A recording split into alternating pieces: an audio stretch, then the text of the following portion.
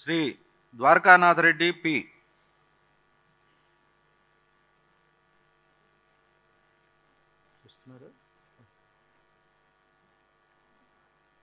కాదా?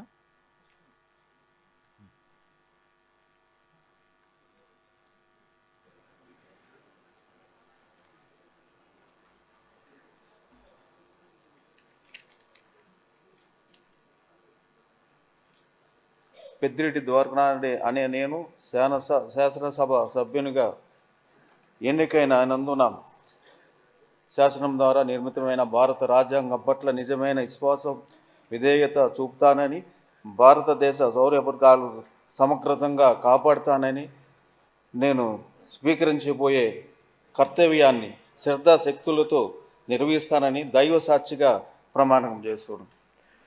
ఆంధ్రప్రదేశ్ శాసనసభ్యుడైన